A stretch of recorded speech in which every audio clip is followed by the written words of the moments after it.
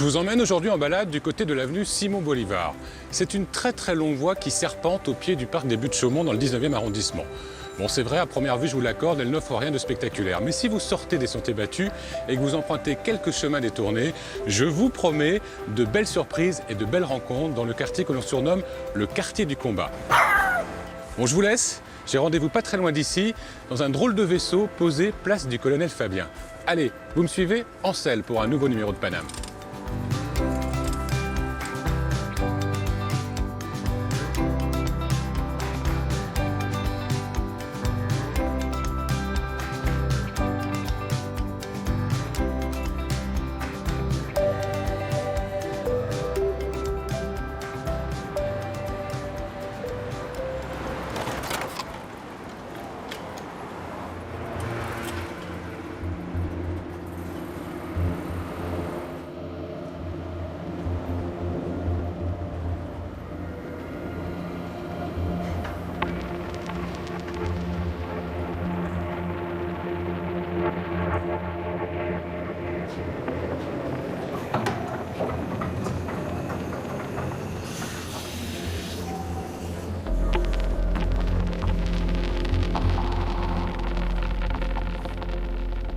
Bonjour capitaine. Bienvenue mon commandant, on va décoller.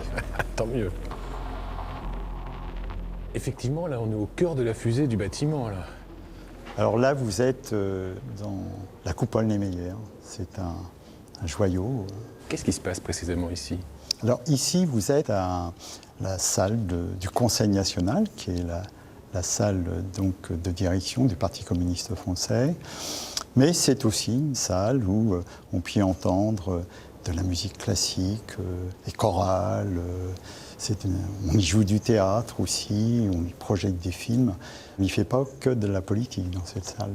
Ce qu'a voulu exprimer l'architecte Oscar Niemeyer, c'est la représentation de la fécondité, la naissance. Quoi de plus beau pour tout ce qui est porteur vers l'avenir, qui est porteur vers l'homme, et aussi un message qui est lié à ce lieu même, c'est l'émancipation humaine. Un jour, Le Corbusier dit à Oscar Niemeyer, « Mais mon cher Oscar, ce que tu fais est merveilleux. Tu as dans les yeux les montagnes de Rio, les vagues de Copacabana, les rivières sinueuses du pays. » Et Oscar lui dit, « Mais cher Le Corbusier, bien évidemment, j'ai ça. Mais ce que j'ai avant tout, au fond de moi-même, c'est les courbes libres et sensuelles des femmes. » Et lorsqu'il nous a quittés le 5 décembre 2012, ses pairs lui ont rendu un hommage en disant que c'était certainement l'un des plus grands architectes du XXe siècle, si ce n'est le plus grand. Cet homme-là a quand même conçu Brasilia, la capitale, et en partie le Palais des Nations Unies à New York. Est-ce que c'est du peu? C'est pas rien. Lorsqu'on lui a proposé le projet de construire, on lui a laissé la totale liberté de création. On lui a dit, Oscar, tu vois, nous avons besoin de salles de réunion, nous avons besoin de bureaux, tu fais ce que tu veux. On est compte qu'on dit ça, un architecte. Il a dessiné toute l'esquisse, il l'a dessiné en 3 jours, et il l'a fait à titre gracieux. Ça, c'est important. Beaucoup ont dit que sa générosité était plus grande que son art. Voilà, c'est pour nous, c'est plus qu'un architecte, c'est un ami, un frère. Et dans sa maison, et qui est un peu la vôtre aussi, est-ce qu'il y a un endroit, une pièce particulière que vous aimez plus particulièrement? Oui. Oui, il y a une salle que j'affectionne beaucoup. Nous avions accueilli le président Nelson Mandela lorsqu'il était libéré de prison. Vous me la montrez, cette salle? Oui, commandant, avec plaisir. Je vous suis.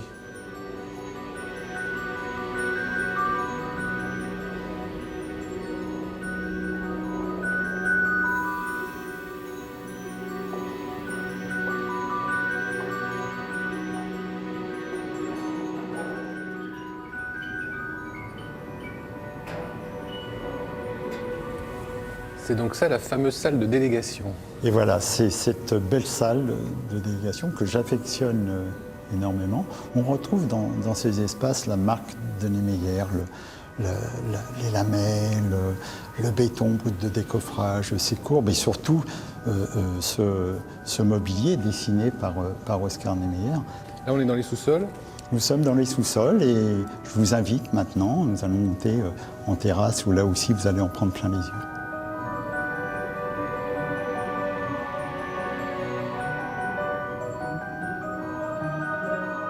Ici, on voit la marque des arbres, le brut de décoffrage. Vous voyez, ce nœud des arbres, donc on voit l'influence de Le Corbusier sur Oscar Niemeyer.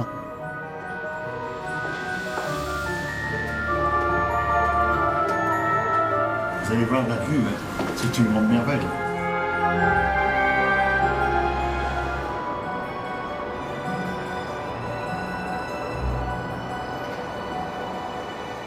Ah, c'est le clou du spectacle, là. On a une vue Alors, incroyable. voilà. Là, c'est une des plus belles vues des toits de Paris.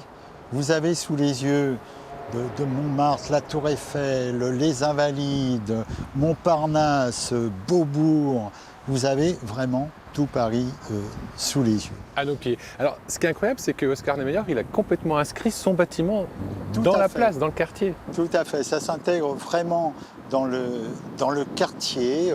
Il est parti d'un HLM à côté, il s'est décroché du bâtiment pour faire une courbe. Mais en même temps, il a un de ses principes, c'est qu'il a laissé respirer la ville. Ça s'intègre bien dans tout l'espace. Et surtout, c'est un quartier foncièrement très populaire. Et donc, toute cette dimension, quartier populaire, espace, lieu historique, Oscar Niemeyer s'en est vraiment imprégné pour faire ce chef-d'œuvre, quoi. Et en tout cas, Oscar Niemeyer a fait un beau cadeau, pas simplement qu'à nous-mêmes, mais aux Parisiens, aux Parisiennes, et puis à la France. Et en même temps, il nous offre une super vue. On en profite ? On en profite.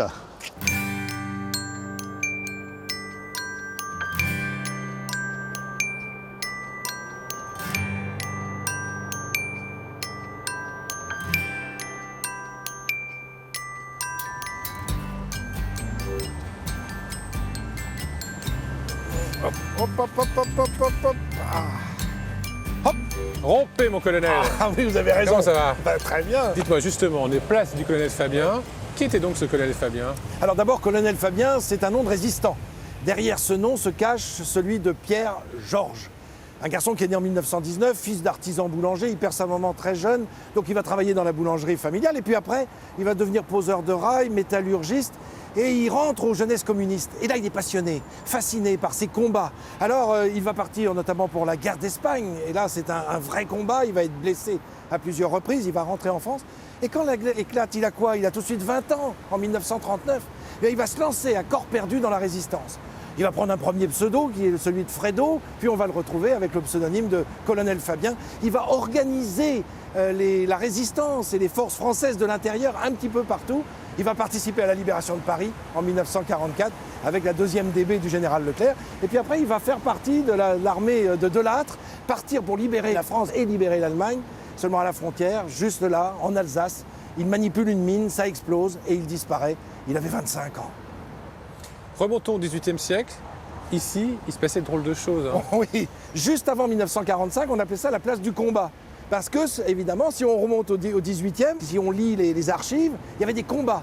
Mais des combats de chiens, pas des combats entre les hommes, des combats entre un chien et un chien, entre un chien et un loup, un chien et un ours. Enfin, il y avait des combats absolument affreux, donc qui n'ont rien à voir avec ces combats libérateurs menés par le colonel Fabien. Je vais poursuivre ma balade. Oui. Avenue Simon Bolivar. Là aussi, un grand combattant. Ah oui, alors là, lui, c'est un combattant de l'Amérique centrale. Ce qu'il voulait, avant tout, il est vénézuélien d'origine, il est né à Caracas. Ce qu'il voulait, lui, c'est libérer l'Amérique du Sud de l'emprise de l'Espagne. Alors il va se battre et il va vouloir faire une nation complète. Il va libérer le Pérou, il va libérer bien sûr le Venezuela, mais aussi la Colombie. Bref, son nom est devenu célèbre parce que son nom a été donné à celui d'un chapeau, le Bolivar. Mais aussi, la Bolivie s'appelle comme ça, c'est grâce à Simon Bolivar. Alors, belle promenade. Merci Frédéric. Merci, Je vais Yvan. d'abord passer par la butte bergère. Ah ben, vous la saluez pour moi. Je pense qu'elle se souvient bien de vous. Allez, bon baiser. Ouais, merci. Escroc.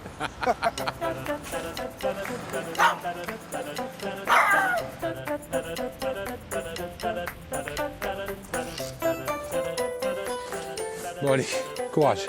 Ça se mérite, la butte bergère.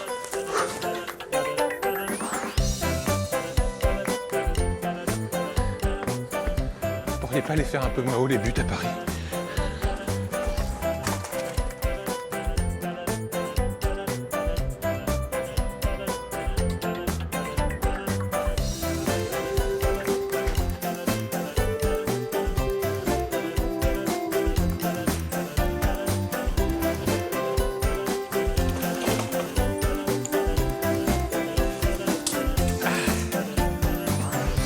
Ah Gérard, ça tombe bien, c'est vous que cherchez. Ben ça c'était épatant. Bienvenue sur la butte bergère. Je confirme, hein, c'est bien une butte, ça monte. Hein.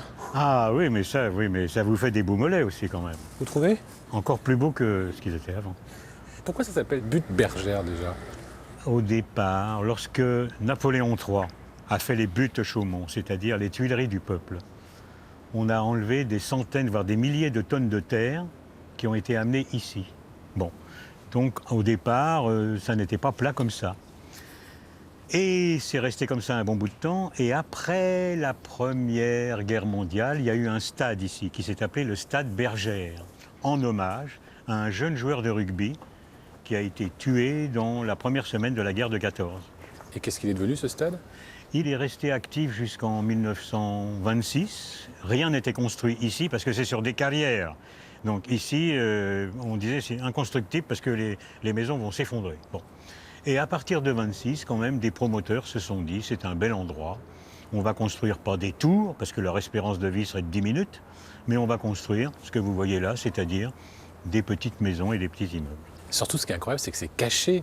On ne vous voit pas. C'est vrai. De la rue Simon Bolivar, même du parc des Buttes-Chaumont, on ne sait pas où c'est la cité bergère. C'est exactement ça, vous avez raison.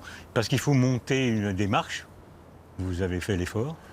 Beaucoup de gens ne le font pas. Alors maintenant, c'est vrai qu'on commence à en parler. Alors on a des petites colonies de vacances qui passent des fois.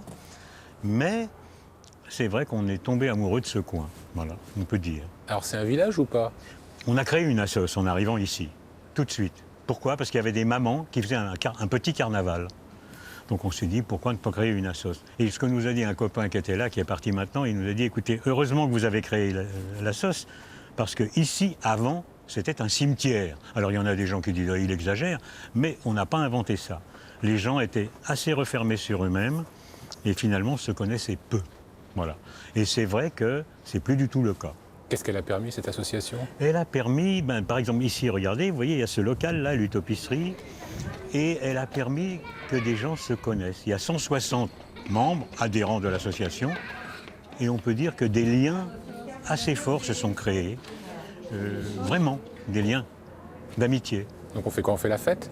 On fait la Java, de temps en temps, il y a la commission Java qui se réunit avec la vodka déguisée en Perrier. Non mais on fait aussi souvent qu'on peut la fête. Tous les mercredis, on fait ici des légumes biologiques, les gens viennent commander. Vous voyez, à part ça, il y a un autre endroit important, c'est le jardin partagé.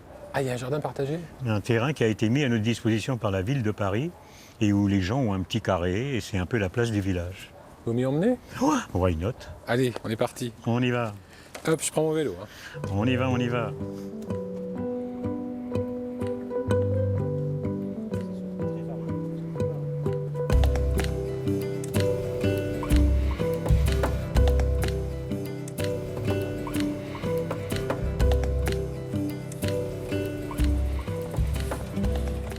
Bon bah il est où ce jardin? Eh bien le jardin, tu vas voir, il est là. Ah ouais, la vue! Oui, alors ça, là, ici, effectivement, c'est une vue quand même Ah bah c'est exceptionnel. sans doute assez rare à Paris, c'est ça. Le jardin est là. Le jardin est là.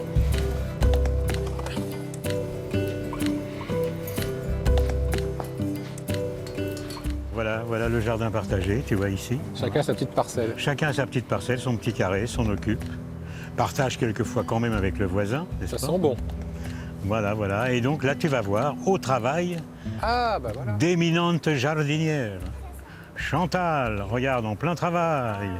Et voilà, et aussi, ici, regarde, Sophie. Bonjour Sophie, bonjour Chantal. Qu'est-ce qu'on fait en ce moment dans le jardin? En ce moment, dans le jardin, comme il a beaucoup plu, on enlève l'herbe. Ça c'est de l'oseille? C'est de l'oseille, des soucis, salamandre qui est envahissante. Ouais, c'est du chien dans ça. Ouais, et Ah, il reste des fraises. il reste des Ah oui, les fraises. oiseaux s'en sont occupés. Dites-moi, Gérard me disait ici que c'était la place du village. Ah bah oui, il y a la table, il y a les chaises, il y a les gens qui se baladent et on raconte la vie quotidienne. Et puis le samedi et le mercredi, quand il fait beau, il y a plein de gens. Et l'été, il y a aussi des apéros, donc c'est superbe. Alors on m'a dit qu'il y avait des abeilles aussi. Elles sont où les abeilles? Ah, Gérard, les abeilles. Il y a combien de ruches?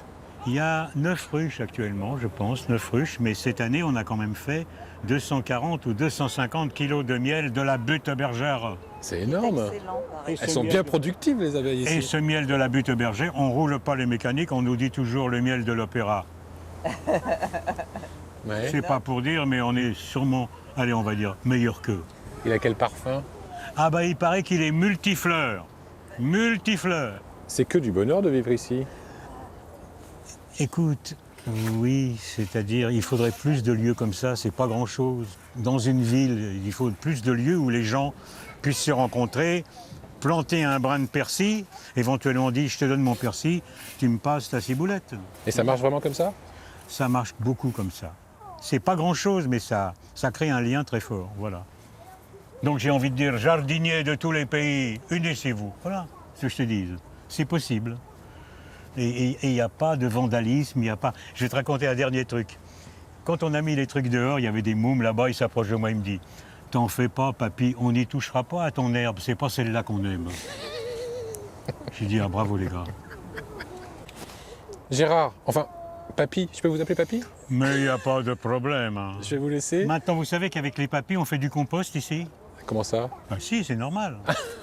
Enfin, il faut bien quand même végétaliser. Donc quand le papy est arrivé au bout du compte, on le composte. Donc je suis très fier. Allez, je vais vous laisser en charmante compagnie avec vos belles jardinières. Voilà, absolument. Je vais vous offrir un petit bouquet Ah, c'est gentil. de saison. Qu'est-ce que j'ai là-dedans? Vous avez de l'oseille, des blettes, de la ciboulette chinoise, du thym, du fenouil et comment on appelle ça en français? Ah, j'ai un trou. Les capucines. Les Des capucines. capucines. Voilà, donc tout se mange. Ça sent bon. Je vous Ouais. embrasse. Ah. Merci, ça me fait plaisir. À bientôt. Au revoir. À bientôt. À bientôt.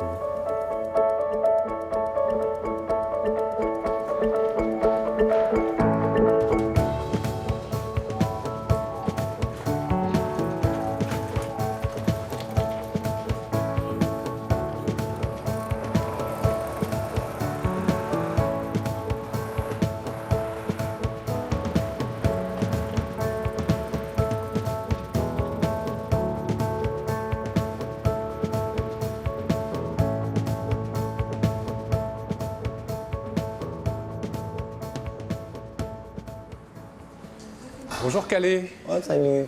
Enfin, je sais pas comment je dois vous appeler, Calais ou Magali Magique? À Calais, Magali est unique. Qu'est-ce qui vous est arrivé? C'est arrivé à ras-le-bol. Racontez-moi, c'était qui Magali Magique? Magali Magique, en fait, j'ai été danseur avec Dorothée. Et alors, j'ai fait 59 fois Bercy avec Dorothée, les clubs Dorothée, sans compter les tournées et sans compter tous les restes, toutes les télés. Et du coup, avec un copain, un Cubain, Jorge, un danseur, il a dit on va former un couple de danseurs. Danseurs et danseuses. Jorge et Magali. Sauf que Jorge a continué à danser et moi, je suis devenue Magali Magique. M. C'était très belle quand même, la Magali. Je l'ai créée, en fait. Je me suis rendu compte que j'étais mariée. J'avais une femme. Il y avait moi, qu'on ne connaissait pas, et il y avait Magali. Mais la Magali, elle m'a bouffé tout le monde, elle m'est cachée. Il fallait l'habiller, acheter ses maquillages, ses perruques, ses chaussures, et ses robes. Il fallait qu'elle soit belle. Et je dis non.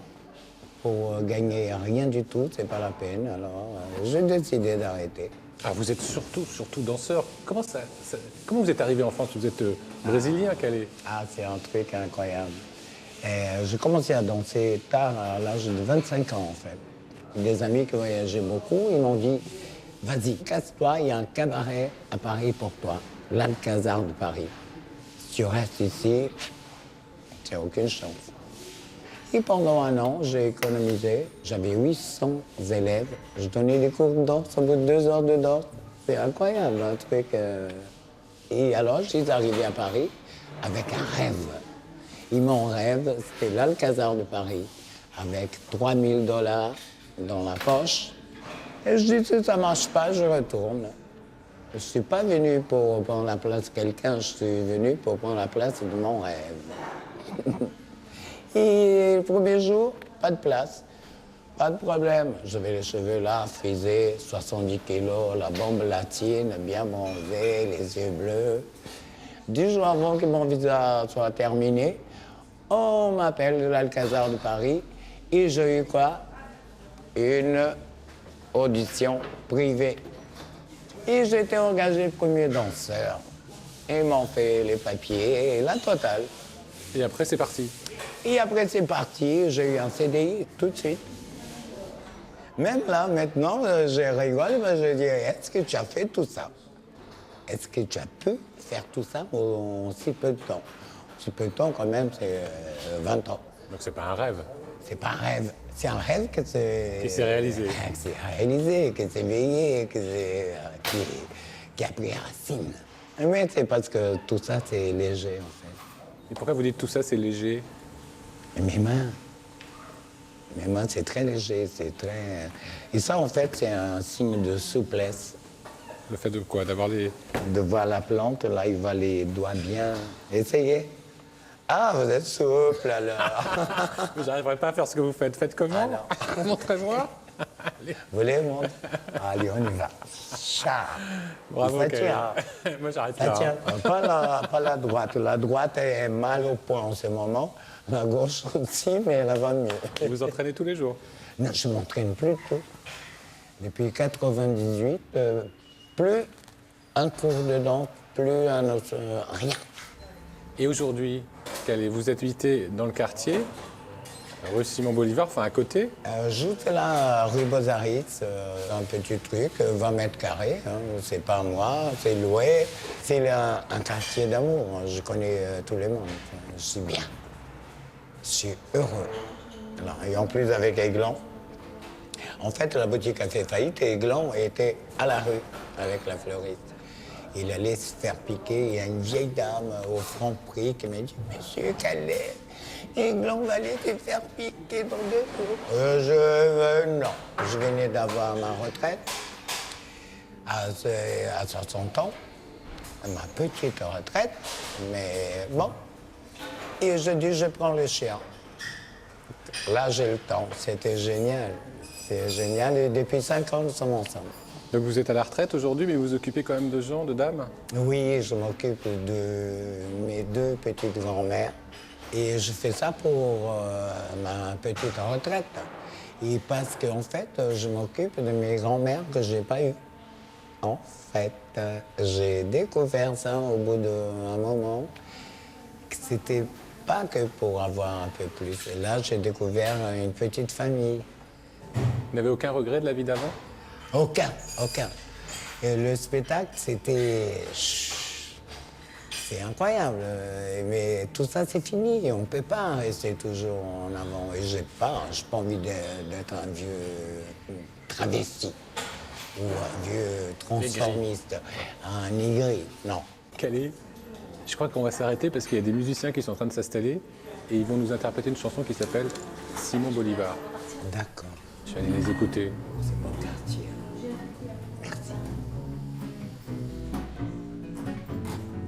Avenue Simon Bolivar, avenue,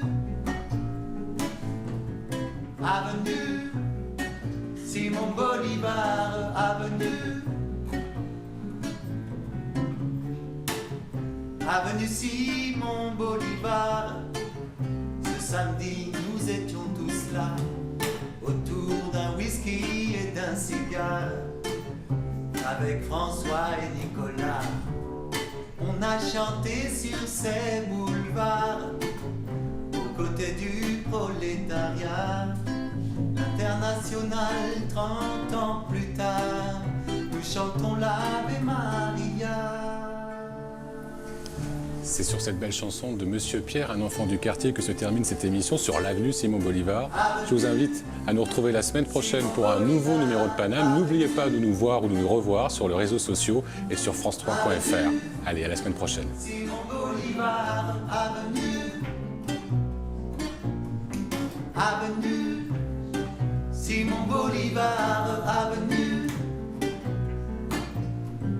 Avenue. Simon Bolivar, avenue. France 3 par Île-de-France, partenaire de Louise de Savoie, mère de François Ier, au Musée national de la Renaissance au Château d'Écouen. L'exposition vous propose de découvrir le rôle politique majeur que la mère de François Ier joua au début de son règne, mais aussi les facettes méconnues de sa personnalité. Cette reine sans couronne influença les arts, les lettres et la vie intellectuelle du royaume de France.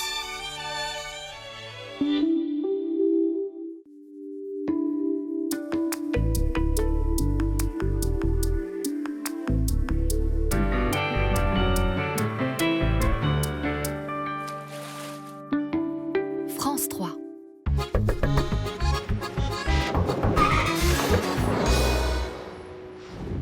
La rue, l'avenue, le boulevard et même l'impasse Jules Verne vous entraînent vers un univers incroyable, fait d'aventures et d'exploits. Direction, le rêve. Toute l'histoire de Jules Verne débute à Nantes le 8 février 1828. Très jeune, il se fait remarquer par son esprit curieux. La preuve, avec ce courrier envoyé par son directeur d'école à son père. Ce bout en train de Jules étonne ses camarades par d'impressionnantes fantaisies telles qu'un éléphant à vapeur. À l'âge de 11 ans, Jules Verne fait peur à toute sa famille en faisant une fugue, montant à bord d'un 3-mâts à destination des Indes. Rattrapé de justesse avant de prendre la mer, il réconforte sa maman en lui promettant que désormais, il ne voyagera plus qu'en rêve. Devenu adulte, il prend la plume et en 1863, il achève son premier roman qu'il intitule « Un voyage en l'air ». Son éditeur lui préfère 5 semaines en ballon. Dès 1865, Jules Verne s'engage à fournir à son éditeur 3 volumes par an. C'est une énorme quantité de travail. Alors, Jules Verne se fixe des règles. Il écrit tous les matins et consacre ses après-midi à ses recherches. On doit à Jules Verne des chefs-d'œuvre comme Le Tour du monde en 80 jours avec Phileas Fogg ou 20 000 lieues sous les mers en compagnie du capitaine Nemo.